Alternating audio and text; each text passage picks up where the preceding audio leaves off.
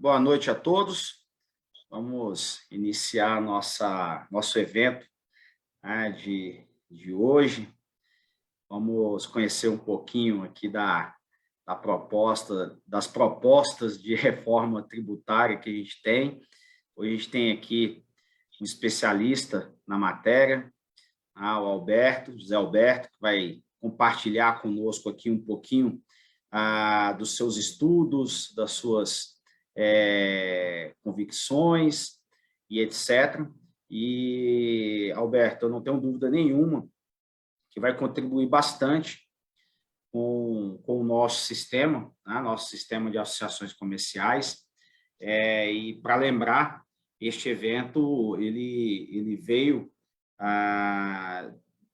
de várias discussões que a gente vem travando aqui dentro das reformas tributárias que a gente tem, e por convite do Carlos, né, da nossa Federação de Minas Gerais, né, nós estamos aqui contigo hoje, e então, em nome aqui da Confederação, eu digo que é uma grande satisfação tê-lo aqui conosco para esse bate-papo. Eu vou chamar aqui de bate-papo entre amigos. Basicamente, todos que aqui estão fazem parte dessa grande família aí do nosso sistema associativo. Então, Alberto, bom, passo a palavra para você, já de antemão, e aí a gente vai aqui tecendo os devidos comentários na medida do possível. Bom, obrigado, Eduardo. Boa noite a todos. É um prazer estar aqui na CACB e todos os seus associados para poder falar um pouquinho de reforma tributária. Só deixar claro que a gente vai focar aqui na reforma tributária do consumo, que é a PEC 110, porque tem outro que alguns chamam também de reforma tributária do imposto de renda, que está gerando um monte de confusão aí. Foi aprovado na Câmara, foi para o Senado. Essa não vamos falar hoje por enquanto, né?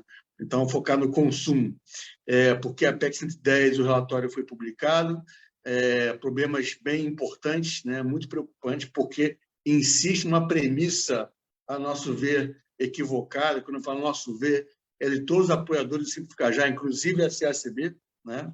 Então, agradecer aqui ao Eduardo, ao Carlos aqui de Grabinos por ter feito a ponte para a gente poder dialogar um pouco sobre isso. E tem novidade, porque o relatório foi solto recentemente, no último dia, se não me engano, dia 5 de outubro, e tem novidades e não são boas. Então, dado a novidade não serem boas, mais um motivo para os apoiadores do Simples Cajá, que é uma grande proposta de reforma tributária equilibrada, que não está criando tributo novo, melhora os que tem, né? Sem aumentar a carga tributária, sem diferença de receitas imensas entre entes, sem transferência de carga entre setores. Então, é uma proposta mais equilibrada, que, inclusive, a CACB é uma das apoiadoras, né? Então, sem mais delongas, eu vou fazer uma apresentação aqui rapidamente de meia hora e aberto ao debate posteriormente. Ou, se quiser interromper também, não tem problema, pode interromper no meio também. Eu paro, a gente bate papo sobre aquele ponto. Então, fique à vontade. Deixa eu compartilhar aqui a tela, só um minuto.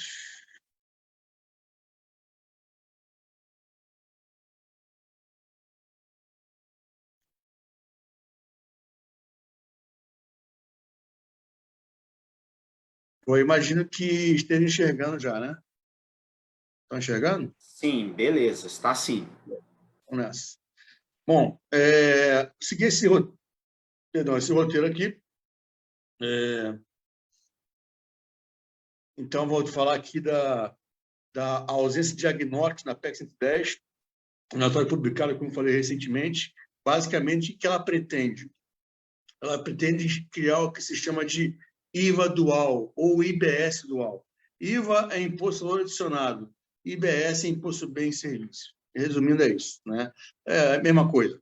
Então, nessa PEC 110, um relatório solto recentemente, ela cria um IBS, que é a soma de juntar o ICMS com o ISS, vou mostrar que isso aqui traz graves problemas, né? E a CBS, que seria o IVA federal. Também traz uns problemas bem importantes. Então, o IVA dual seria composto por IBS e CBS. IBS estadual / municipal e CBS federal. O ICMS, vou mostrar que o ICMS é um IVA, porque o pessoal fica, o leigo, quando não entende, ele fica achando, não, o Brasil é o único país que não tem IVA no mundo, como país atrasado. Na verdade, tem IVA há muito tempo. O ICMS é um IVA, porque é o mecanismo de valor adicionado, que é aquele que, à saída de notas fiscais, o imposto devido na saída, você pode abater o imposto pago da nota fiscal de entrada. Isso é um IVA. Resumidamente, isso é um IVA. E o ICMS é um IVA desde 65, quando ainda é chamado de ICM, né? E temos que aprimorá-lo, em vez de sair juntando tributos administrativos diversos, que vão trazer diversos problemas, como eu vou mostrar aqui. O Brasil só cresce se tiver um IVA dual? É uma premissa que eles estão colocando também equivocada. Vou falar um pouquinho de problemas de IVAs que tem na Índia, implantado recentemente, e do tal IVA dual no Canadá, né? Que tem reclamações lá também, ou seja, vende-se a ideia de IVA, e no caso IVA amplo, porque o Brasil tem um IVA que é o ICMS, ideia de IVA como a quintessência da modernidade, e não é bem assim. Se não for bem desenhado, ele piora mais do que melhora, e vou mostrar como o relatório da PEC 110 está piorando. Principais problemas estruturantes do IBS e CBS na PEC 110, o que temos que resolver de verdade, as premissas do Simplificar Já, que é uma proposta de consenso, de conseguir avançar até onde há consenso, e que entrega muito de melhoria para o sistema de verdade, né? Vantagem por ser modular, até se fatiar não tem problema, parte aprovada na Câmara, parte no Senado não teria problema, porque o Simplificar Já é uma proposta modular de 4 módulos, né? A reforma da PIS/COFINS, a reforma do ISS, a reforma do ICMS e também a desoneração parcial da folha, na qual, inclusive, a indústria ganha. A gente vê a CNI apoiando a PEC 110, no Simplificar Já até a indústria ganharia em relação à exoneração de folha parcial. Bom, esse Simplificar Já não é proposta corporativa, como alguns dizem, é uma proposta de consenso público-privado, são mais de 120 apoiadores da proposta. Bom, vamos lá. Bom, o próprio Everardo Marcel, com quem a gente costuma conversar bastante, ele vai dizer que a ausência de um diagnóstico rigoroso desautoriza qualquer proposta de reforma, especialmente quando ela constitui mera reposição à crítica de modelos adotados em outros países, em contexto distinto e não necessariamente adaptáveis. É isso, falta números, faltam dados, falta entender quais são os problemas do Brasil para resolver o problema do Brasil, e não copiar o nome de um imposto de lá de fora e jogar aqui dentro como se isso fosse resolver os problemas dos nossos tributos aqui, né? Então, eu sempre bato nessa tecla, o ICMS é um IVA, para o leigo não ter impressão de que ICMS é imposto arcaico e IVA é imposto futuro. E se o ICMS é um IVA, tem que resolver esse IVA, né? Vamos em frente. Bom, aqui tem um quadrinho como é que era a PEC 45, né? Que estaria ali juntando 5 tributos em um só. A PEC 110, no texto original, juntava 9 tributos, né? Mas agora é o dual, não mais esse quadrinho como está aqui. Mas o que eu quero destacar nesse slide é que o próprio Márcio Rola, um economista que já foi secretário executivo do Ministério da Fazenda, ele vai dizer que o IVA existe há muito tempo, e o Brasil foi pioneiro disso, né? Só que ele fala que os economistas não mais se debruçaram sobre o IVA de década de 60 para cá para ver se o IVA é o melhor tributo ou não, né? Eu já arrisco dizer que, para serviços, a tendência, ainda mais na economia digital, a tendência é melhor um tributo de alíquota máxima baixa e cumulativo do que um IVA, que é muito mais complexa a apuração. Marco Cinto já foi secretário da Receita Federal, vai dizer que o ICMS é um IVA, como eu tenho dito, né? Só que tem que ser urgentemente aprimorado. E vai dizer que os Estados Unidos, que são um país rico, não tem IVA, e nem por isso deixam de ser um país rico. Então, não tem correlação causal entre ter IVA, no caso do IVA amplo, Brasil, porque IVA já temos, ICMS, e ser rico ou não. Bom, o Brasil só cresce se tiver um IVA dual. O IVA dual pressupõe fundir ICMS e ISS, na parte do IBS, na parte subnacional. E essa separação que está sendo a principal entrada para a economia? Não é. O que está sendo entrada para a economia? A própria CNI, em pesquisa de 2019, diz o resultado. A pesquisa feita entre os industriais e o tributo que causa maior impacto negativo na competitividade, a resposta é o ICMS, 42%. O ICMS é o pior tributo do Brasil hoje. Por quê? Porque tem problemas principalmente de creditamento, de não cumulatividade imperfeita, né? A empresa não consegue tomar todos os créditos por diversos tipos de limitações. O segundo pior colocado é a PIS/COFINS, e aqui a PIS/COFINS não cumulativa, porque a cumulativa onde estão 85% das empresas do país, tem zero contencioso, né? Então, também atacamos no município de Cajá a PIS/COFINS não cumulativa, que tem um problema da definição do conceito de insumo. As contribuições previdenciárias estão no terceiro colocado aqui na pesquisa. Agora, olha o ISS lá embaixo, 1% de problema. Porque a indústria, ela toma serviço e, apesar de tomando serviço, não poder usar o crédito do ISS do serviço tomado, isso não é um grande problema, porque a alíquota máxima é baixa. Há sempre um trade-off entre o tributo não cumulativo de alíquota elevada e complexidade de apuração versus o tributo cumulativo de alíquota máxima baixa e simplicidade de apuração. E a própria CNI, na mesma pesquisa, vai dizer quais são as soluções para melhorar o ICMS. Unificar as alíquotas entre os estados, estabelecer uma legislação nacional unificada entre os estados, simplificar os procedimentos de cumprimento de obrigação principal e acessória, permitir a apropriação imediata dos créditos, ou seja, o crédito financeiro, restringir o regime de substituição tributária, que foi, de 2009 para cá, foi ampliado, gerando vários problemas para a economia e aumentando o custo do empresário, né? Migrar total ou parcialmente o ICMS para o destino. Se reparar, todas essas medidas estão justamente na proposta de reforma do ICMS do Simples Cajá. E perceba que a própria indústria vai dizer só aqui embaixo que juntar o ISS com o ICMS é algo relevante a fazer. Não é relevante, né? Aí vamos para outros países que se vende aí com modernidade. A Índia, aqui algumas matérias de jornal da Índia e do Canadá, né? A Índia tem uma reforma recente de IVA, né? No Canadá, a matéria dizendo que o canadense merece um sistema tributário melhor. E lá tem IVA dual, né? Na Índia, matéria do jornal indiano, os atrasos nos estados chegaram a cerca de 20,5 bilhões de dólares. Por quê? Juntou lá um IVA federal lá e já dando problema lá no sistema tributário indiano. De novo, no Canadá, sistema tributário canadense, o que está tão errado e por que isso importa? Falando justamente do IVA dual canadense, que tem diversos problemas lá. Então, não é quintessência da modernidade, tem muitos problemas, é por isso que cada país tem que entender o seu problema e resolver, diagnosticar corretamente e atacar os problemas de forma cirúrgica e não de forma crítica. Aliás, um exemplo que poderia acontecer, concentrar um IVA nos estados, é os municípios ficarem sem um repasse quando ocorre a crise financeira dos estados, como aconteceu com os estados de Minas Gerais na crise de 2016. Né? Aí é o que eu falei, né?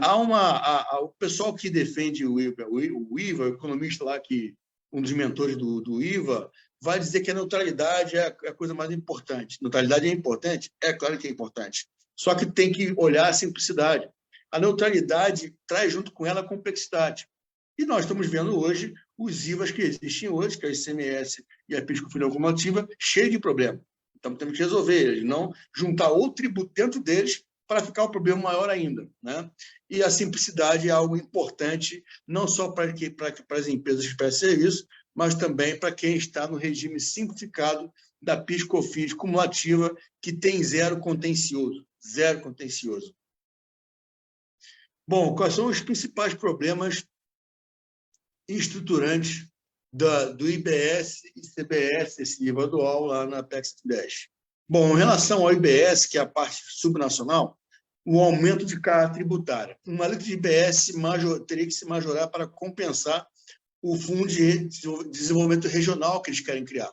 Eles querem criar um Fundo de Desenvolvimento Regional, ora, vai desenvolver regiões normalmente menos desenvolvidas, né? Então, a tendência é as médias e grandes cidades perderem mais ainda a arrecadação, porque vão perder parte dessa arrecadação, e vão ter que aumentar a sua alíquota mais ainda. Resultado, no global, a alíquota deve aumentar mais ainda, né?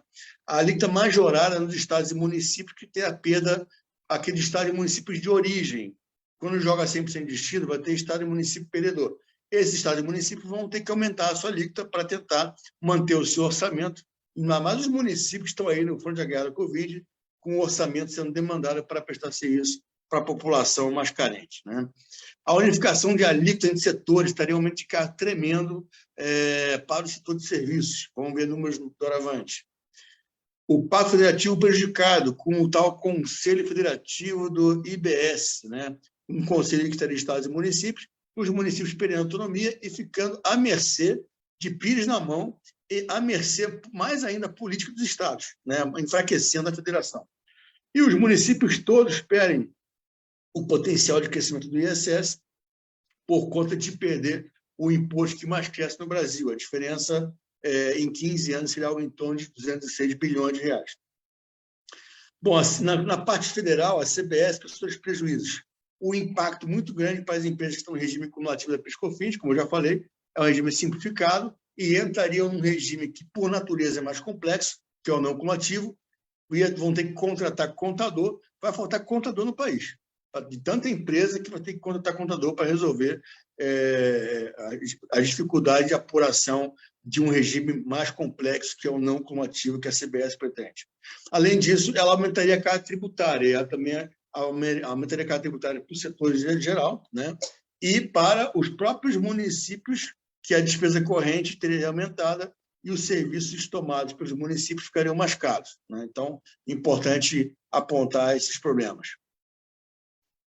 O único estudo econométrico no qual se baseia os defensores de um IVA dual é um estudo que foi feito por um economista, que é mestre em economia, e esse outro economia, que só pelo currículo, entre outros, é PhD em Economia e Estatística pela London School of Economics, ele analisou o estudo e disse que aquele estudo que fundamenta um IBS, ele é preliminar, frágil e insuficiente, de modo a não permitir concluir sobre os impactos da PEC 110, que 45, que é a mesma coisa, tem um de impacto, como se apregoa e vem sendo amplamente divulgado.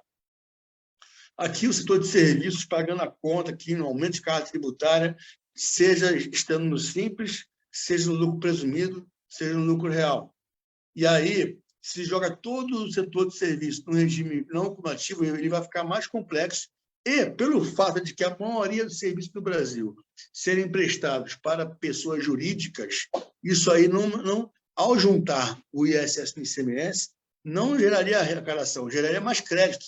E crédito é algo que é muito mais difícil de controlar, que são serviços, porque são bens imateriais. Você não estoca bens imateriais, você não estoca serviço, né? Por conta disso, a tendência é haver a mitigação do crédito, porque vai ter mais dificuldade de controle, e a PEC 10 permite isso, né? Permite essa mitigação de crédito, ou aumento de alíquota, para tentar fechar a arrecadação. Então, perceba que, ao juntar um imposto no outro, em vez de trazer mais simplicidade, vai trazer mais complexidade e aumento de carga tributária. Bom, o que temos que resolver de verdade? Aqui, a PIS/COFINS não cumulativa, o que está pegando nela? 70% do contencioso de PIS/COFINS não cumulativa é por conta do conceito de insumo. Toda semana aparece uma decisão judicial dizendo o que é insumo e o que não é insumo para fim de creditamento do PIS/COFINS. Ora, a gente tem uma redação pronta no artigo 3º da Lei 10.637, da 10.833, que é o artigo que trata da não cumulatividade, de insumo. Então, uma redação redonda, isso você acaba com, tranquilamente, 70% do contencioso da PIS/COFINS não cumulativo.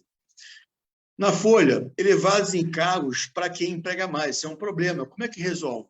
Desonerando parcialmente a folha para quem mais emprega, também temos redação pronta de PL para isso, compensando isso, para não desigualecer a Seguridade Social, compensando isso com uma contribuição patronal sobre a receita bruta para as empresas chamadas marketplace, por exemplo, iFood, Uber, e que hoje estão no risco social grande, porque os motoristas e motociclistas estão fragilizados na sua relação trabalhista.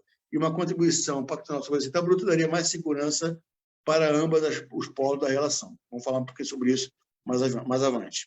No ISS, unificar as leis do ISS. São mais de 5 mil municípios, já temos até uma redação, uma minuta pronta de lei complementar nacional do ISS, unificando todas as milhares de leis do ISS do país inteiro. Temos uma minuta pronta disso aí, né? E unificar as normas infralegais de ISS dos municípios, que serão unificadas em resolução de um comitê gestor nacional do ISS. Unificar e integrar o sistema de nota fiscal e serviço eletrônico, que no caso dos serviços já está pronto. Vou mostrar um pouquinho sobre isso. Na parte do ICMS é a mesma coisa. O pior problema do Brasil na tributação do consumo não é porque temos tributos de entes federativos diversos. É porque, em vez de um ICMS, nós temos 27 ICMS. Cada estado com a sua legislação, o empresário foi criando doido, tendo que entender a legislação de cada estado. Então, é unificar as leis estaduais de 27 estados, de ICMS, unificar as normas infralegais também, em resolução do Comitê Gestor Nacional do ICMS, e unificar e integrar o sistema de nota fiscal eletrônica e governança das contas gráficas dos contribuintes, de forma ao próprio sistema apurar para o contribuinte qual o ICMS a pagar. Então, voltaria a ser um lançamento que seria feito pelo fisco, facilitando sobremaneira a vida do contribuinte. Por favor, eu posso explicar depois com mais detalhes como é que seria isso. Então, quais são as premissas de simplificar já? Não aumentar a carga tributária, não transferir a carga entre setores e sim simplificar, fortalecer a federação, ou seja, não transferir carga entre entes federativos de nível diverso e não exagerar na transferência de carga entre entes federativos de mesmo nível. E também uma entrega mais imediata, que poderia ser entregue esse ano ainda, porque não tem transição complexa, como tem a PEC 110, que até não falei, mas vou falar, tem uma transição de 7 anos, imagina 7 anos, as empresas convivendo com o sistema atual de tributação do consumo e com mais um novo sistema em paralelo do IVA dual. O empresário fica maluco, o contador, o custo é quase dobrar o custo, né, de conformidade. Como eu falei, o Simplificar já é uma proposta modular que ela pode, se tiver que ser fatiada, pode ser fatiada sem problema, porque a premissa dela não é juntar tributos de entes diversos. É sim resolver pontualmente cada uma das feridas. E isso você pode pegar cada módulo, separar e jogar para cada uma das casas do Congresso Nacional. Bom, rapidamente, o módulo PIS/COFINS Simplificar já. Como eu falei, os principais problemas da PIS/COFINS se concentram no regime não cumulativo, então vamos atacar esse regime, não mexer no outro, que o outro ninguém está reclamando de nada. O outro está zero contencioso do cumulativo, no qual estão 85% das empresas do país, as quais estão agora preocupadas em sobreviver e não querer um tributo não cumulativo mais complexo, que aí que sim, mais empresas vão morrer ainda, né? Como eu falei, a definição legal do conceito de insumo resolve os principais problemas. Os regimes especiais, que é um outro problema. Agora, a questão é, se tem uma vontade política, uma lei com 2 artigos resolve todos os regimes especiais, né? Será que tem essa força política toda? Né? Então, vamos atacar onde é consenso que há problema e que é fácil de resolver. No modo ISS Simplificar já, a gente na Abras, também atua na Abras, represento São Paulo na Câmara Técnica Permanente na Abras, ela prevê um aumento de despesa corrente de mais de 120 bilhões de reais em 10 anos por conta, inicialmente, de carga do setor de serviços, dado que os municípios consomem muito serviço, transporte público, saúde pública e assim vai, né?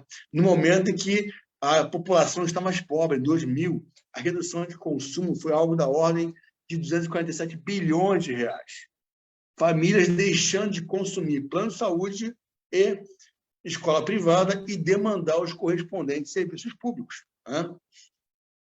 Nos próprios municípios, a tendência é que a junção de ISS e IBS para os municípios, aqueles que estão sendo mais demandados para prestar serviço à população, perdessem em 15 anos algo em torno de 206 bilhões de reais, comparando o ISS com o IBS. E, no caso de Simplificar já, esse ISS seria melhor distribuído entre os municípios de origem e destino, um sistema eletrônico que já está pronto, vou falar sobre ele. Unificação, já falei, de unificação das leis de ISS numa lei complementar nacional, temos minuta pronta disso já. Unificação de normas infralegais, uma resolução do Comitê de Gestão Nacional de ISS, e unificação de sistemas e documentos fiscais, tudo eletrônico. Então, o empresário que presta serviço não mais vai ter que correr atrás de cada município, ver qual é a legislação de lá para cumprir, para emitir nota. Isso quando ele não tem que ir na boca do caixa do município pagar o ISS, porque o município não tem condições de ter um sistema eletrônico. Com esse sistema aqui, você resolveria esse problema no qual todos os municípios adeririam. Como eu falei, o sistema está pronto, da NFSE Nacional, então o tripé principal dele é o Ambiente de Dados Nacional, que é um grande repositório dos dados que constam nas notas fiscais de serviços eletrônicos emitidas no país inteiro. Você tem um emissor, está pronto, você tem um emissor público de nota versão desktop e versão mobile. Então, você consegue, o prestador de serviço mais simples, ele com 3 toques, ele consegue emitir nota fiscal de serviço eletrônica. Também estão prontos esses sistemas. E o modo de apuração nacional, no qual vai constar a Guia Eletrônica Nacional, Guia ESC, na qual você apura o tributo, o sistema apura para você, a partir das notas emitidas, você não faz cálculo nenhum, e na guia preenchida automaticamente pelo sistema, você valida e paga uma vez só, e esse ISS paga uma vez só, é distribuído para todos os municípios do Brasil envolvidos nas operações que ocorreram naquele município, municípios com os quais você teve operação naquele município. Então, você automatiza e simplifica totalmente a arrecadação, o pagamento do ISS e a distribuição do ISS para os municípios envolvidos nas operações. E aí, algo mais técnico, uma CFIM virtual, uma Secretaria de Finanças virtual, web services já disponibilizados, estão prontos também, e um portal da NFCE que seria parecido com um portal do Simples Nacional, tudo concentrado, informação, sistema, tudo concentrado num portal só.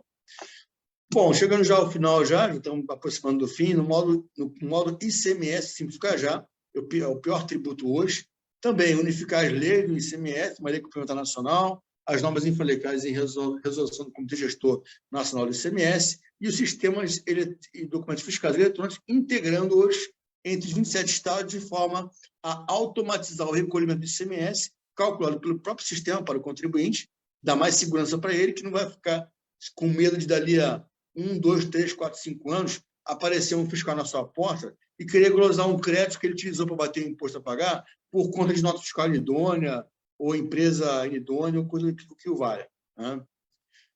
Na quarto modo, simplificar já, desoneração parcial da folha, na qual aqui a ABAT, a Associação Brasileira de Advocacia Tributária, nos ajudou nesse modo específico, uma proposta de uma alíquota de contribuição patronal previdenciária, tanto menor quanto maior for a massa salarial da empresa e quanto maior for o número de empregados. Essa tabelinha que está aqui é uma tabelinha que está na minuta de PL, né, em que a empresa tem dois fatores, né, número de empregados e massa salarial. E a combinação deles vai fazer com que ela se enquadre em uma alíquota que hoje, em regra, é 20%, e já baixa para 15%, mesmo que a empresa tenha empregabilidade baixa. Né? E vai abaixando cada vez mais conforme aumenta a empregabilidade daquela empresa específica.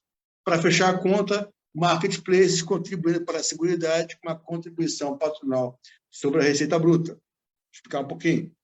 Hoje, como é que está hoje? O iFood, Uber, por exemplo, tem diversos problemas com os motoristas e motociclistas. Por quê? Porque há uma discussão se eles são empregados ou não do iFood, do Uber, etc.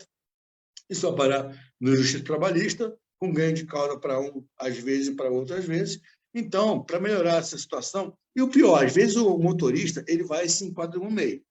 Aí se enquadra no MEI e vai demandar, às vezes, benefícios previdenciários, vai ter um acidente de trabalho, às vezes, né? E aí vai à justiça, de repente, para querer caracterizar uma relação empregatícia com a marketplace, ou seja, há muita judicialização, e se o juiz da grande causa vai oficiar o INSS e a Receita, e esses dois vão correr atrás, né, das empresas para uma ação regressiva pelo custo que a Seguridade teve para tratar aquele motociclista, ou até uma tributação não paga por conta desse enquadramento equivocado com o MEI. Tudo isso desabala a imagem para essas empresas. Então, para elas é muito melhor contribuir com uma contribuição patronal sobre a receita bruta, então não teria mais só a parte do MEI contribuindo, mas o marketplace também contribuindo, apesar de não ser empregador do motorista, mas contribuindo, e com isso você tem uma relação de trabalho autônomo mais sadia, os benefícios previdenciários ficam mais garantidos e devidamente custeados, né? A judicialização cai tremendamente e as empresas ficam bem na fila com uma melhor responsabilidade social. Bom, para terminar, um consenso público-privado. Eu já ouvi dizer de alguns stakeholders aí, até no parlamento, que a proposta Simplificar Já é uma proposta corporativa. Eu fico me perguntando se essas corporações todas aqui, setor público-privado, aliás, a CSCB está aqui presente como apoiadora, né? Além de diversas outras, né? Você tem aqui na parte pública em vermelho a Frente Nacional de Prefeitos, com 412 maiores municípios que têm a população acima de 80 mil habitantes, em que pese não representar nem 10% dos municípios do Brasil, respondem por 61% da população brasileira e 74% do PIB nacional. Na parte pública também a Abras, Associação Brasileira das Finanças Capitais, né? Na parte privada, como já falei, a CACB, a SEBRACE, a ABRINC, que é inclusive a indústria, a Associação dos Médicos do Brasil, o Brasil 200, a Federação Nacional de Escolas Privadas, e vai por aí fora. O G20+, que representa 21 associações nacionais no setor de hotelaria e turismo, respondendo por quase 8% do PIB nacional. Na parte em verde, o pessoal de contabilidade, que a gente costuma dizer que quem conhece tributação de verdade, está aqui representada por diversos SESCOMs, inclusive de São Paulo, Rio Grande do Sul e do Paraná, e a FENACOM, Federação Nacional das Empresas de Contabilidade, também apoiando a proposta. Bom, tive vários manifestos, várias ilhas da Brasília, procurando cada vez mais o engajamento e o convencimento dos parlamentares, aqui reuniões com o presidente da Câmara, aqui pessoal acadêmico, o economista Roberto Afonso, que é um dos pais da Lei de Responsabilidade Fiscal, e vai dizer que o Simples Cajá tem a virtude de racionalizar o sistema sem mudar os tributos e não pretender mudar impostos em meio a uma pandemia e a uma recessão.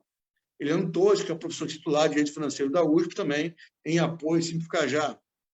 Aqui, matéria que eu publiquei recentemente no Conju, explicando o porquê dos problemas de um IVA, né, do jeito que eles querem implementar, e como a reforma tributária pé no chão, como é Simples Cajá, resolve os problemas. Também matéria que eu publiquei com os meus colegas Rafael e Cássio, da Anafisco, colocando o Simples Cajá como uma solução de consenso para a PEC 110. A ideia é a diferença entre o remédio de veneno e a dose. O que é o remédio? Remédio é juntar tributos, unificar tributos de mesmo nível federativo. Então, unificar todos os ICMS em si, unificar todos os ISS em si. Isso é o remédio. Qual é o veneno? O veneno é juntar tributos federativos diversos, que traz todos os problemas que eu expliquei ao longo dessa apresentação. Aqui o secretário de Finanças de Aracaju e o de Campo Grande, respectivamente presidente da Abrax e consultor técnico da Abrax, também falando do Simples Cajá como a melhor proposta, uma proposta de consenso possível. Bom, aqui eu printo os apoiadores da PEC 110. Eu fico comparando isso aqui com os 120 apoiadores do Simples Cajá. E a quem interessa avançar um IVA dual e a quem não interessa? Né? Essa é uma grande pergunta. Né? Quando a gente vê que o Simples Cajá tem, no setor privado, 70% do PIB nacional apoiando o Simples Cajá, aí fica se perguntando o que está havendo para estar havendo esse ruído aí e não ser tão fácil avançar assim. Bom, para terminar, os comitês do ISS e do ICMS conseguiriam um diálogo muito mais institucional e unificado junto com a Receita Federal, de forma a aprimorar o sistema tributário naquilo que interessa, na simplificação e na modernização do sistema, e não juntar tributos de entes federativos diversos. Então, o que é consenso? Simplificar, unificando legislação do ISS em si, legislação do ICMS em si. Um cadastro único para o contribuinte não ter que ficar entregando informação igual para diversos entes, né? Nota única do ISS nacional, nota única do ICMS nacional, transparência, porque o imposto vai ser calculado por fora, em ambos os impostos, e o que não é consenso? O que não é consenso é colocar não coletividade em tudo e ignorar a simplicidade, mormente para o setor de serviço e para aquelas empresas que estão no regime simplificado hoje do PIS/COFINS cumulativo. Também não é consenso que o município tem que passar a receita para os estados. Os municípios são grandes executores de políticas públicas, ainda mais na grande cidade, que tem bolsões de pobreza imensos e desafios imensos, ainda mais com a população empobrecida com a pandemia. E também não é consenso fundir governança entre estados e municípios, porque a gente entende que isso não é bom para a federação. Pelo contrário, isso enfraquece a federação, deixando os municípios à mercê do talento político do estado correspondente. Bom, gente, é isso. Obrigado e fico à disposição para o debate.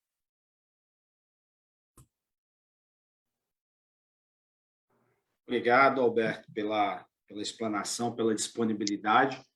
Então, eu inauguro aqui o debate dizendo que quem quiser fazer algum comentário, pergunta, dirimir eventual dúvida sobre um ponto ou outro, pode abrir o microfone e fazer a pergunta diretamente ao Alberto.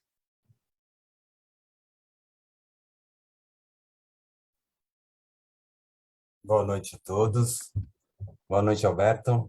É Marcelo Brito Rodrigues, eu sou do Jurídico da FACISC, Federação das Associações Empresariais de Santa Catarina. Tive a honra de ser seu aluno no INSPER, em São Paulo. Que legal! Concluí em 2017, com alguns ensinamentos aí. Mas, apesar de eu concordar quase que integralmente com toda a sua exposição, eu não sei de que forma fazer uma troca, né? Tirar aquele projeto de lei e colocar outro. Será que isso é viável? Será que existe alguma possibilidade de enxertar alguma coisa dentro? Vamos pensar na possibilidade, sei lá, às vezes tem que se perder um dedo para não perder o braço, enfim, ter alguma forma de não ganhar tudo, mas também não perder tudo, né? Então, não sei se há alguma possibilidade, pensando ali que o projeto já está meio que avançou numa das casas e que pode, enfim, seguir em frente com essa redação que a gente não concorda de forma quase integral. Muito boa pergunta, Marcelo, e agradeço pela pergunta.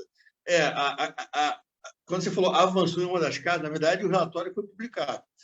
Agora, daí a ser votado são outros 500. Né? Aí é a questão, porque quando você fala, Alberto, eu entendo a sua colocação, e na política é isso, né? A gente negociação e negociar para ver o que dá para ceder de ambos os lados. Né?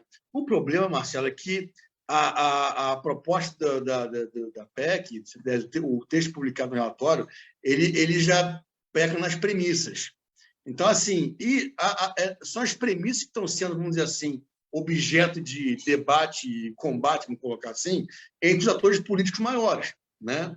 Então, você vê aí a FNP e a Abrace, um diálogo aí, grande com o pessoal da PEC 110 para querer a memória de cálculo. Cadê a memória de cálculo? Cadê as planilhas? Cadê os estudos?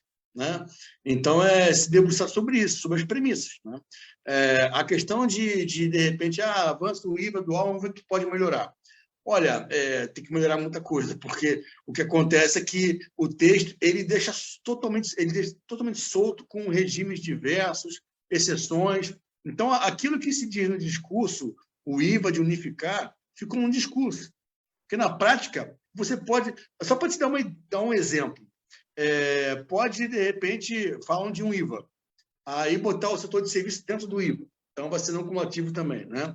Ora, pode a lei complementar para ver um regime específico para diversos setores de serviço.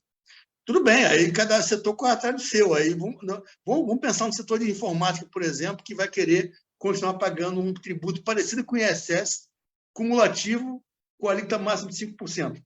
No IVA ele pode, porque o regime permite isso. Mas está juntando para ser IVA ou para não ser IVA? Né? Então, assim, tem diversos regimes que fica muito... Viraria uma briga de foice num quarto, 2x2 no escuro. Né? Então, o problema é de premissa.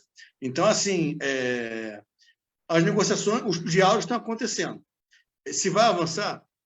Assim, não sabemos. Os atores defensores do Simplificar Já estão se colocando para um diálogo sobre as premissas de forma a tentar haver um consenso de que o Simplificar Já entrega tudo aquilo que a Simplicidade quer entregar. A única coisa que não entrega é a junção do ISS com o ICMS. Claro, obviamente, com algumas pessoas também na parte federal. Né? Então, dá para resolver, né? Melhorar um sistema mais único e não o que o relatório está propondo. Está propondo um sistema que não é único e que não resolve nada. Pelo contrário, é um ICMS juntando, botando ISS dentro, e colocar ISS dentro fica muito mais complexo, por tudo que eu falei na exposição. Olá. Opa, pode falar, Edson. Posso falar? Boa noite, muito obrigado. Muito obrigado pelas explanações, viu? Foram muito boas e foram esclarecedoras. Mas eu tenho alguns pontos que eu gostaria de falar sobre o meu ceticismo, porque eu me preocupo muito com o microempresário ou as empresas que estão no Simples. Simplesmente, eu acho que elas estão abandonadas no que se refere a preocupações com o ICMS. Para nós, IVA ou ICMS, porque eu também hoje, atualmente, eu sou um microempreendedor, tanto faz. É uma burocracia imensa, uma legislação impraticável de você poder cumprir. E outra, o ICMS absurdamente alto. alto porque você tem diferença de alíquota que você paga quando você compra mercadoria, e essa mercadoria, se você perde, se pega fogo, se é roubado, não importa, você paga. Aí você tem o ST, que é completamente maluco, esse negócio criado, que também você paga e não sabe se vai ter de volta e tudo mais. E tem mais. Eles ainda determinam qual é a margem de lucro que o microempresário trabalha. Hoje, por exemplo, estamos vivendo uma pós-pandemia onde todas as margens caíram drasticamente para você poder sobreviver. Houve um aumento de preço brutal na indústria, mas o comerciante não está conseguindo repassar. Então, esse é o meu ceticismo, a falta de preocupação com o microempresário, porque ele hoje, é lógico que em termos relativos, é o que mais recolhe, ele não tem direito a crédito, ele só paga tanto na compra como na venda, né? E eu não vejo preocupações nesse sentido, mesmo na simplificação, porque não simplifica a nossa vida. Por exemplo, eu sou aqui de Uberlândia. Eu, hoje em dia, concorro com o Mercado Livre, concorro com sites do Brasil inteiro e tudo mais. Quando eu vejo os índices de impostos praticados pelo governo de Minas Gerais e vejo do resto do país, muda drasticamente. Aqui se cobra muito mais do que... E eu não consigo. Tanto é que nós temos muitos clientes que saem daqui para comprar em São Paulo. Então, eu queria saber se a simplificação vai se preocupar com esse segmento, que é o que alavanca a economia hoje, porque parece que a gente sempre trata imposto preocupado com a arrecadação do Estado, nunca com o empresariado ou com o mercado. Muito obrigado. Doutor Edson, excelente pergunta. E eu lhe agradeço pela pergunta, porque dá a oportunidade de esclarecer. A gente, é claro que numa apresentação, a gente tem que ser conciso e alguns pontos não dá para se detalhar. Então, o que o senhor colocou vai dar a oportunidade para esclarecer bem. Bom, o Simples Cajá, ele se preocupa, sim, com o Simples Nacional. Tanto é verdade, aliás, a gente apresentou para o Sebrae Nacional, para o Sebrae de São Paulo, para o Sebrae Tocantins. Todos adoram a proposta, porque eles percebem que é o que tem que fazer. E com o Simples Cajá, porque, veja bem, doutor Edson, o Simples Cajá se preocupa em sistema eletrônico. Ele não se preocupa em mudar o nome de tributo. Mudar o nome de tributo não quer dizer nada, né? O que tem que resolver é tornar eletrônicos e automatizados. Por que eu estou falando isso? Porque no ICMS Simples Cajá, um sistema integrado e unificado de nota vai permitir, por exemplo,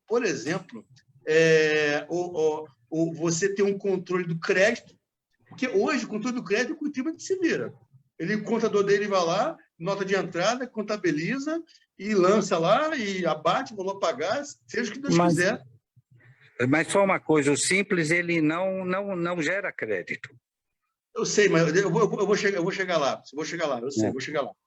Então, essa automatização em relação ao crédito, por exemplo, numa empresa que é um produtor, pequeno produtor numa cidade, o crédito pode automatizar esse controle de crédito entre estados. E quando traz isso, quando traz essa automatização nesse nível nacional, acaba o motivo da substituição tributária. Então, com a ST acabando, você tem um controle muito maior do crédito, que não acontece hoje. As notas fiscais dos estados até tem um layout igual, tudo bem, mas não tem integração. E, por não ter integração, não dá para o sistema ele apurar automaticamente para o contribuinte o sistema de débito e crédito e, consequentemente, não dá mais tranquilidade para acabar com a ST. Então, uma integração do sistema vai ajudar a acabar com a ST. E ajudando a acabar com a ST, ajuda o Simples. Inclusive, permitindo, que hoje não dá crédito, permitindo, sim, um controle maior para, inclusive, ensejar o crédito para o microempresário. Percebe? Então, atacar onde tem que atacar, que é o quê? Essa modernização desse CIVA brasileiro com o ICMS, vai possibilitar acabar com a substituição tributária, aliás, coisa que a PEC 10 não entrega, ela deixa como está, ela junta excesso do ICMS e mantém lá o parágrafo 7º do artigo 150 da Constituição, que permite a submissão tributária para frente. Então, percebe? Então, o Simples Cajá ele ataca na raiz, que é o sistema. Não é nome de tributo novo, não, é sistema. Então, com esse sistema integrado e muito mais controlado, permite acabar com a submissão tributária e, inclusive, começar a gerar crédito, aí a legislação, mas gerar um crédito, porque vai estar muito mais controlado, gerar um crédito para o microempresário, se for necessário. Tá no mudo. Tá mudo. Muito obrigado, viu? Mais alguma pergunta? Ô, Carlos. Boa noite. Boa noite. Bem, primeiro, agradecer ao Alberto aí a disponibilidade de estar participando conosco aqui, ajudando, trazendo esses esclarecimentos. Você já, na sua explanação, você acabou abordando já esse assunto, mas só para a gente poder explorar um pouco mais, na proposta do Simplificar Já, como que é o tratamento dos créditos? Obrigado, Carlos, pela pergunta. Eu só acho que uma pergunta, acho que o Marcelo perguntou lá, eu lembrei agora que ele perguntou como é que faria esse acoplamento aí. Então, só para deixar, acho que faltou responder o Marcelo nesse ponto.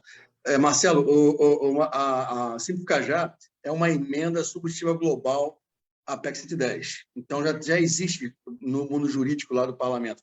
É uma emenda. Essa emenda, no relatório, ela foi listada, mas não foi considerada pelo relator. Então, obviamente, cabe aí um relatório em apartado, ou o que a gente chama de voto em apartado, seria como se fosse um contra-relatório, que uma outra a ser apresentado para o senador para isso se avançar a votação na CCJ, né? Se avançar, entendeu? Então, seria uma espécie de um voto em apartado, que é um contra-relatório, entre aspas, para apresentar caso não haja consenso. A tendência, Marcelo, é não havendo consenso entre forças políticas importantes, das duas uma, ou cede, ou dialoga e cede, ou não andar, né? E a janela é curta, vamos dizer assim, porque 2022 entra a eleição e dificilmente avança uma matéria dessa. Então, a janela, mas basicamente é outubro, estourando meados de novembro, entendeu? Então, acho que eu tinha esquecido esse ponto. Aí o Carlos perguntou sobre crédito, não é isso, Carlos? Como é que fica o crédito Simplificar Já? É isso, né? É isso mesmo. Porque na PEC eles falam. Há uma argumentação de que seria o crédito amplo, mas entrando no detalhe a gente percebe que não é bem assim, né? A gente chegaria quase que no modelo de hoje. Quase não. Do imposto pago. O relatório da PEC 110 está pior que o de hoje, porque além da redação do ICMS ser igual àquela parte não cumulatividade, ela coloca em um outro dispositivo que a lei complementar pode prever situações em que não se aplicará a não cumulatividade. Mas o IVA não era um imposto tão moderno, tão eficiente, para que então não aplicar a não cumulatividade? Percebe o discurso não bate com o texto? Então, você percebe que não entrega, pelo contrário, constitucionaliza exceções da não cumulatividade. O crédito Simplificar Já, aliás, Carlos, foi boa essa pergunta, porque, só lembrando, Simplificar Já ele foi o primeiro protocolamento de texto, foi feito com o saudoso senador Major Olímpio em agosto do ano passado, né? Foi a emenda 144 da PEC 110. De lá para cá, a gente continuou dialogando com toda a sociedade, do público, privado. Foram mais de 210 reuniões virtuais em 10 meses. Foi mais de uma reunião útil por dia, mais de uma reunião por dia útil, melhor dizendo, né? E aí fomos aprimorando o texto. Aí chegou, o senador Major Olímpio, infelizmente, faleceu, o senador Alexandre Jordano assumiu, e ele protocolou exatamente um ano depois, em agosto de 2021, o Simplificar Já 2.0, que é a emenda 146, que foi um aprimoramento do Simplificar Já original com esse diálogo com os funcionários. E nesse aprimoramento, um ponto foi esse: a gente melhorou a redação na parte do ICMS para garantir um crédito financeiro que hoje não existe. Hoje, a redação que está é uma redação que ensejou discussões judiciais, porque você via a Lei Candir limitando o crédito, e aí foi para o judiciário se a Lei Candir podia limitar ou não, o STF entendeu que podia, né? E com a redação do texto constitucional do ICMS do Simplificar Já, a gente resolve isso, porque deixa mais claro que no artigo 155, parágrafo 2º, agora não lembro de cabeça qual é o inciso lá, inciso 4, não estou enganado, prevê claramente o crédito financeiro para o ICMS. Então, você garante o crédito, e garante, por quê? Porque vai ter um sistema eletrônico que vai apurar muito mais precisamente o ICMS.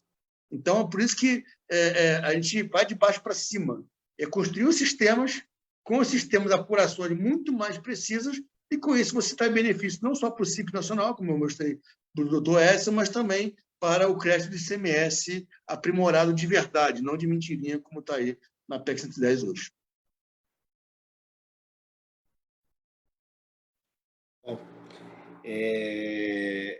O Alberto, como você comentou aqui um pouquinho do processo legislativo, o que você entende, né, politicamente, o que falta para que a proposta ela seja acolhida, né, que um dos nossos senadores abrace de fato e faça essa remissão?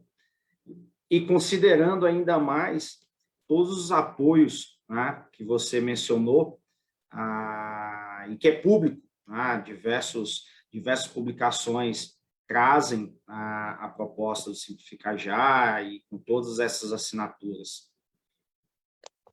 Não, perfeito. Acho que, politicamente, Eduardo, basicamente as entidades que apoiam Simplificar Já abordarem os senadores, mostrando-a como uma proposta de consenso, e que a maior parte do PIB nacional apoia essa proposta, né? Então, esse é o que falta. Na verdade, claro, vários atores já fazem isso, então já tem prefeitos conversando com os senadores dos seus respectivos estados, mas quanto mais a mobilização dos apoiadores Simplificar Já perante os senadores para demandar deles uma entrega, uma proposta mais equilibrada como Simplificar Já, quanto mais isso ocorrer, mais o consenso vai se criar no sentido de Simplificar Já no Senado, em relação a um aprimoramento da PEC 110, que seria justamente o título da palestra, né? Simplificar Já a solução de consenso à PEC 110. Essa é a demanda de cada vez mais as entidades demandarem os seus senadores para mostrar essa proposta como uma proposta de consenso de verdade, e não a outra que um pequeno grupo econômico, apesar da sua força econômica, né, está ali defendendo, enquanto que a maior parte do PIB nacional está do lado de cá respondendo, defendendo Simplificar Já. Bacana. Isso eu fiz de forma de provocação mesmo, para que quem acredita, né, de fato, faça esse papel de mobilização. Eu não sei se tem mais alguma pergunta, além das já feitas aqui pelo Marcelo, pelo Edson, pelo Carlos. Fique à vontade, aproveite.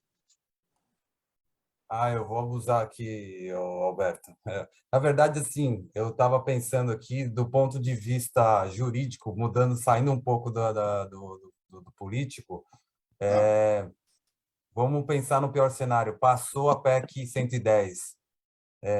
Por ser uma proposta de emenda constitucional, teria espaço para uma judicialização? Você entende, assim, geral, basicamente, assim, pelo que tem no texto hoje? Tem possibilidade de judicialização, sim. Por diversos motivos, né? Não vou falar todos aqui, mas tem por aspectos jurídicos e econômicos, mas tem espaço para judicialização, sim. O que a gente assim, o Brasil é muito judicializado, né? O Brasil é o país que tem 1.200 faculdades de direito. O resto do mundo não tem isso, tem 1.100, para você ter uma ideia. Então, você vê o que acontece, né? Vai tudo parar no STF, né? Então, a gente torce para o diálogo, para ver a razoabilidade, o bom senso, para avançar aquilo que melhora para todo mundo, não aquilo que melhora para alguns setores, porque querem passar carga para outros setores. Aliás, dando nome aos bois, a indústria quer passar carga para o serviço, a CNI, apoiando a PEC 110. Cara, com o texto, a indústria não vai receber o que ela quer, que é o crédito financeiro, não vai. Sim, eu afirmo isso com toda certeza. Por quê? Porque quando você joga serviço dentro, vai ter muito mais dificuldade de controle. É só olhar o histórico da governança do Estado em relação ao ICMS. É só olhar esse histórico, eu acho que é muito bom, né? E aí, com serviços dentro, ora, como a maior parte da prestação de serviço no Brasil é B2B, a gente estima que entre 70% e 80% das prestações de serviço no Brasil inteiro é B2B, ou seja, de empresa para empresa. Então, junto a esse semestre vira crédito, é muito mais difícil controlar serviço, que é bem imaterial, você não estoca serviço, e aí, as nossas contas é que algo em torno de 13% a 15% de mitigação do crédito, que vai mitigar o crédito, porque não vai ter controle, vai gerar fraude, então vai mitigar o crédito. Ao mitigar o crédito, ele vai ser mais cumulativo do que o ISS hoje, que é a alíquota baixa de 5%. Então, em vez de resolver o problema, vai agravar o problema. E a CNI não vai ter o que ela tem, o que ela está achando que vai ter. Né? Pelo menos é o que a gente pensa. A gente pensa que ela está apoiando porque vai passar carga para o outro e ela vai ter uma não compatibilidade plena, como a gente viu na pesquisa que eu mostrei no slide. E ela não vai ter isso entregue. Eu afirmo, não vai. Esse cadastro que está proposto pelo Simplifica, esse cadastro nacional, ele é uma coisa... não é fácil, óbvio, mas tem caminhos e instrumentos para isso, para fazer isso de uma forma rápida, não sei, e que possa realmente ter o efeito desejado? Na verdade, o projeto está em andamento pela Receita Federal. Eu mesmo já participei de algum grupo de trabalho com a Receita de simplificação, né? Então já existe um projeto em andamento disso, né? De unificar. Aliás, passou uma legislação recente de unificar no CNPJ, né? Então, essa é uma tendência, isso já é algo que já de alguns anos para cá já está acontecendo, é algo que não é fácil, colocou muito bem, não é fácil, mas já está acontecendo. Então, isso seria algo mais natural, né? Além disso, o grande ganho realmente integrar o ISS dos municípios do Brasil inteiro em termos de sistema eletrônico. Para o prestador de serviço, ele enxerga como se fosse um município só. Acabou esse negócio de vários municípios. E para o comerciante, para o mercadoria, ele enxerga como se fosse um estado só, porque está tudo unificado. Unificado e integrado. É mais do que unificar, é integrar e automatizar a apuração. E mas as alíquotas de ISS seriam uniformes? Boa pergunta. A alíquota de ISS mantém a mínima de 2% e a máxima de 5%. E, no caso da máxima, na verdade, até abaixa. Por quê? Porque hoje a máxima de ISS é 5%, mas é por dentro. É calculado por dentro. Então, na prática, a efetiva é maior que 5%. Então, a efetiva hoje de ISS é algo em torno de 5,26%. A gente joga a bota por fora e não aumenta a alíquota, mantém 5%. Então, na prática, você abaixou um pouquinho. E cada município define a sua alíquota. Então, qualquer serviço, a alíquota tem que ser a mesma. Então, o município vai definir lá, é 4% no município. Então, qualquer operação interna dentro do município, se ele escolheu na lei 4%, vai ser 4% para qualquer serviço. Por que isso? Porque serviço é muito mais difícil você ter enquadramento, é muito mais fluido o enquadramento de serviço que mercadoria. Mercadoria tem muito problema. Serviço, a gente tem experiência. Eu fui secretário da Receita aqui em São Paulo, brigas homéricas para discutir, por exemplo, o serviço de feira, de exploração de estande em feira. Aí tem a discussão se era serviço de exploração de estande ou se era de planejamento e organização de feira. Um com 5% de alíquota e outro com 4%. Aí vai para o judiciário. Como é que a gente acabou o problema? Botou uma alíquota única, fez a conta com a alíquota média. 3,8. Pronto, 3,8, acabou. Então tem uma discussão de enquadramento, percebe? Isso é outro exemplo, o item 1 da lista de serviços, informática. Lá tem licença de software, tem elaboração de software, tem armazenamento de dados, tem suporte técnico informático, um monte de coisa. A cada subida tinha uma alíquota aqui em São Paulo. Era um inferno. A empresa que dizia que fazia elaboração de software por 3%, e a gente de fisco dizia que ela está fazendo licenciamento de software 5%. Então, assim, como é que acabou a briga? Uma alíquota única no item 1 inteiro, 2,9%. Então, é assim que acaba o problema com o serviço. E na PEC 110 não entrega isso. Pelo contrário, agrava. Por quê? Porque como a máxima não tem máxima, no IVA atual, não tem máxima. É igual ao ICMS. Ao não ter máxima, cara, serviço pode ir para 30% se quiser. Mas imagina... Como que é essa proposta da transição dos 2 primeiros anos de 1% e depois ir reduzindo 1/5 até zerar? Não entendi isso na prática, como é que funcionaria. Na prática, é uma boa pergunta como funcionaria. É uma boa pergunta como é que na prática funciona. Mas vamos na teoria. Vamos à teoria aqui. A teoria é uma alíquota minorada, 1 ou 2% na negócio de cabeça para PIS/COFINS, né? E depois vai abaixando no terceiro ano, do terceiro ao sétimo ano, vai abaixando 1/5 por ano do total dos tributos do ICMS, do ISS, né? Da PIS/COFINS e vai aumentando o outro, aumentando o IVA, né? Dual, né? Ora, imagina o contador que ele já tem um problemaço hoje para apurar ICMS, ISS nem tanto, mas ICMS, ele vai ter que apurar o ICMS por 7 anos e agora ele ganhou de brinde, numa pandemia que não acabou ainda, mais um ICMS com serviço dentro. Cara, vai ser um verdadeiro inferno. Né? Assim, esse é não ter pena do empresário no meio da pandemia. O empresário tem que sobreviver, não tem que criar um outro sistema tributário em paralelo por 7 anos. Vai ter mais uma década perdida. Mais uma década perdida. Temos várias décadas perdidas. Mais uma, por conta do sistema tributário, que é, como diz Everardo, é uma aventura, como é que ele falou? Uma aventura sem graça, algo assim que ele disse, né? Então, tem que ser pé no chão a coisa, tem que resolver entender. Querem construir a casa pelo telhado. A fundação nem está pronta ainda. A fundação é o quê? São os sistemas. O Brasil é um país continental e federação de 3 andares. Se você não tiver sistema integrado nacionalmente de um tributo, de um tributo sobre consumo, um IVA, que o ICMS é um IVA, de um país continental, não é que nem a Europa, que a Inglaterra tem lá 50 milhões de habitantes. O maior país europeu, que é a Alemanha, tem 83 milhões de habitantes, uma federação de 2 andares, 83 milhões de habitantes, que é quase um terço da nossa. Uma federação de 2 andares, e não 3 andares como a nossa, e o território alemão é o tamanho do Mato Grosso do Sul. Tem que comparar a Alemanha com o Brasil? Então, tem que entender o Brasil. Tem que ter... É tudo continental, que é tudo grande, assim, é tudo difícil de azeitar. E, para azeitar, é sistema eletrônico, num nível que não é da União, é dos Estados, do CMS, tem que ter tudo eletrônico integrado. Essa é a fundação. Nem existe essa fundação ainda. Essa é a fundação de uma casa, para construir uma casa. Então, o Simplificajá, ele ataca na construção da fundação, percebe? E não construir o telhado primeiro. Né? Imposto nome novo, se o nome fosse resolver, a gente sabe que não resolve. Está aí o texto da PEC mostrando que não resolve. Pelo contrário, agrava. Agrava, porque, como você falou, mas, Roberto, como é que fica o ISS do Simplificajá? Máximo 5% de serviço. Como o IVA dual quer juntar, joga tudo no ICMS grandão, que não tem alíquota máxima. E pode variar a alíquota. Olha a loucura que seria. Que vai ser, não, que seria que eu tenho fé que não vai passar. Olha a loucura que seria você jogar serviço variando a alíquota. No ISS, eu mostrei o problema que é entre 2 e 5. Imagina entre 10 e 20, por exemplo. Vai ser uma verdadeira farra de sonegação, de contencioso, de fraude, aí que vai explodir mesmo contencioso. Né? Perfeito. Bom, cumprindo aqui o nosso horário. Oi, Carlos. Posso só fazer um comentário rápido? Lógico. Não é nenhuma pergunta, não, Alberto, mas só 2 comentários que eu queria fazer.